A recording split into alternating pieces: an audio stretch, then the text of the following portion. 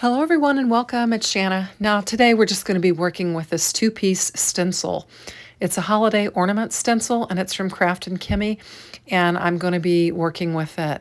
They've got a little challenge where you need to work with either snow or stencil or something, and so I decided I would work with this stencil here.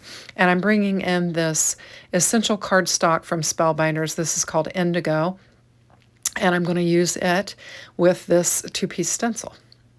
Now I'm just trying to decide which one I'm going to lay down first. I know I'm going to lay this one down first, but I've decided that I think I want to mask this off, and so I'm going to bring in some of those Gina K masking strips and just lay them down around the edge of my card. So we'll just mask, I don't know, I think this is 1/4 of an inch all the way around the top, sides, and bottom of our card. And I'm just trying to get it lined up on there straight. I didn't have it quite straight. And we'll just get all these laid down on here. Now what I plan to do is to use some Lunar Paste to stencil over these ornaments. And I'm actually going to use 2 different shades of Lunar Paste. I'm going to use the gold and then the silver. I originally thought that I was going to use gold, and I had this pink glitter paste that I was going to use, I thought. But when I went to open my pink glitter paste, it was all dried up. And so I decided to use my silver, and I really like the way this turns out. It comes together very nicely, and I'm glad that the pink was dried up because I think this yielded a better result than what that would have. So I've got my masking all laid down on there, and now I'm just going to bring in my stencil and get it positioned on here how I want it. And I'm just looking at the ornaments, and then I thought it would be just easiest just to line the very top of that stencil up with the top of that masking magic there, and that way I would know exactly where to line up my second stencil. Now I'm just going to bring in some washi tape, and I'm going to tape this down so that my stencil won't move on me. And then we'll get to stenciling. I should have probably put another piece of tape at the bottom. But here's my Lunar Paste, and you can see I've got my cling and seal on there. I think that's what it's called. Press and seal is what it's called.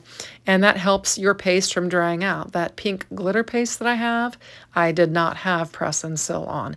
So I'm going to just take my gold Lunar Paste, and it's going to lay on like the base of my ornaments. And then we'll get it all down there, and then the second stencil is where we'll use our silver Lunar Paste. And I've not done this a lot, so I'm pretty slow at it and kind of messy. But I think I wind up with a really nice result once it's all done. So what I'm going to do is just get this spread on here. And I wish I had one of those wide palettes that Simon Hurley uses all the time when he's working with this. I think that would have helped me tremendously, but I don't have one of those, so I just use these palette knives or whatever you call them that I've got, and just kind of spread it across as smoothly as I could with what I had. I wondered if I could have used my Cricut scraping tool for it. I was half tempted to try that, but I didn't. I just thought, I'll just go with this. So maybe next time I'll try that Cricut scraper, because I've got the wide one, and I think other than it not being rubber, I think it would probably work. So I'm just getting the areas that I can see where I need to smooth it out or add a little bit more to, and just kind of spreading it around. And then you can just wipe off any extra back into your jar there so that you don't waste it. And then I'm going to put the press and seal back on it. And then what we're going to need to do is just walk away and let it dry. So I needed to run to the dollar store to get some things for the kids for their trick-or-treat bags. And so I thought it would be a perfect time to go and do that while this is drying. So I'm just going to completely walk away, And then I got my shopping done and did a couple other things, and it was dry and I was ready to go. There I pointed out a little spot where I had a little issue with it. I think my stencil lifted and I got underneath it. But that won't be a problem because we're going to add a sentiment, and we'll put our sentiment right where the little mistake was made. Now here I'm like trying to line this up, and I think when I laid my first one down, I didn't put it with the name in the lower right. In fact, I think I flipped it, and so that's what I'm figuring out that I did. I didn't line it up. I didn't have my stencil, the first stencil positioned in the place that I normally do, and so therefore I was having trouble lining it up. Boy, I'm having a hard time explaining that. Anyway, so I'll get this one laid down and then we'll get it taped up as well.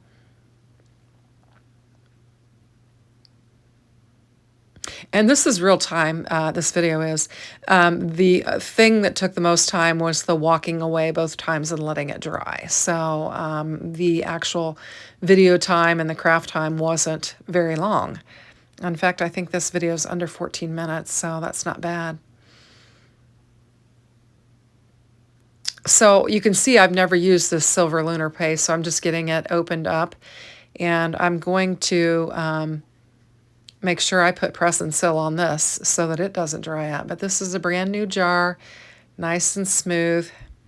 And I am going to bring in that press and seal and just tear me off a piece so that I will have this, and I'm having a heck of a time tearing this off. I want to have this piece ready to go, so when I put that, when I'm done with it, I put that thing on there and I don't forget, and it doesn't dry out. The other thing is I had a big enough piece that I'm going to replace the one that I had on the gold because it was nasty. And we'll just replace it, and then we'll put it up. It'll be good to go. So I just wanted to talk about that press and seal because it's really important with these pastes that you put them on there so you don't dry them up.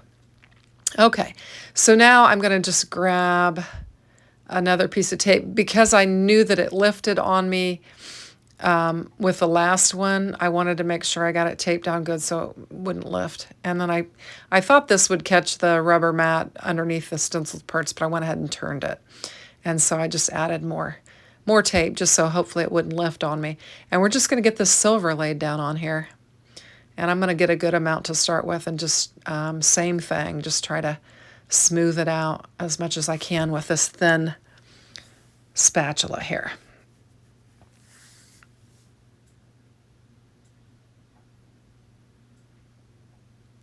And we'll just get it laid down on there and smoothed out. And I can't wait to show you the reveal. I need to work with this stuff more often. My last couple videos I worked with some brand new ink that I hadn't even opened up. And so I'm trying to use my stuff more. And then today I am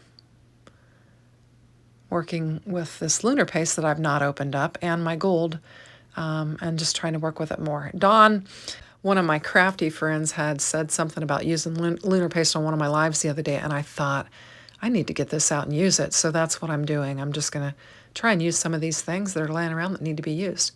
So I'll just smooth this out and try to get good coverage all over it and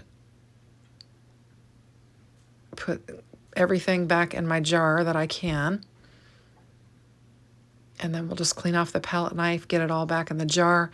We'll get that press and seal on there. I'm going to kind of tuck it down in there so it doesn't get on the top of that press and seal as much. And then we'll get the lid on it.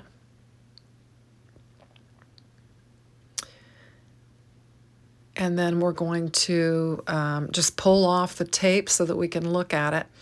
And then again, I'm going to just walk away from it and let it dry. I think it turned out fabulous. I love it. So here we are, and everything's dry. And you can see how beautiful it is. I'm just touching some of the areas and making sure it's not coming off of my fingers. Now I'm going to very carefully remove this masking strips here so that I don't tear my paper, my cardstock. And you can see I got really wild with it down there at the bottom. And so there's some chunky pieces on the bottom of my cardstock there. And I'll just have to kind of pull them off. They pull off really easy. Just pull those right off. And look how gorgeous that is. I think it's stunning. I was really pleased with it. So this one's going to need a beautiful sentiment. So now I'm just bringing in a top folding card base that I've got cut, and I'm going to bring in my score buddy and just score it at 5.5, and then we'll have a top folding card base.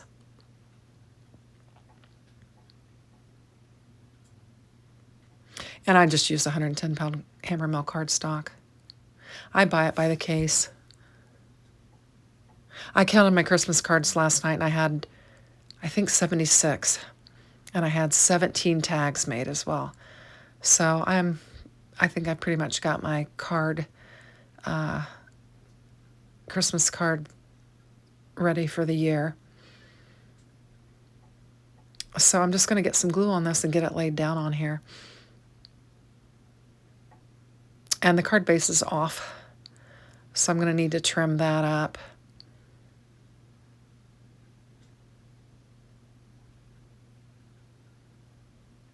Just making sure I get it lined up really well. And I just think it's stunning. It just catches the light, really pretty. And so I'm bringing in these big Tim Holtz scissors. I didn't want to mess with the guillotine. I didn't want to get my silver or gold underneath that little plastic arm of it. So I'm just using the big scissors just to cut it down. And I think it looks lovely. So now I need to go and find a sentiment that will look lovely on this. And I struggle with that a bit. I try a couple different things off camera and eventually find something that I want to use. I evidently was pulling that in close to me so I could cut off a little bit more of it. So sorry I was off camera there. But anyway, so here we go. Now I'll just come back in with a sentiment. We'll get it laid down on here, and then we will be good to go. So I'm going to bring in this old Simon Says Stamp Merry Christmas that I have, and it is a shadow sentiment die, and I die cut it off camera. It's a little tricky because it's pretty fine. I find that I have to make several passes on this one to get it to cut, and you can't use cheap cardstock with it. It just won't work. And when you make several passes, you get a lot of those fine hairs on it. So I'll do quite a bit of wiping and blowing on it to try and get all of those off. And then after I finished it up, I did use my Spellbinder's 2-in-1 tool, and it has the brush end on it. And I kind of run it across there and kind of got the pieces off. And then I grabbed my glue eraser and just kind of ran over there and just kind of cleaned it all up. But I think it turned out really pretty with just a stencil and a sentiment, and you have a great card. Thanks for watching. Have a great day. Take care. Bye-bye.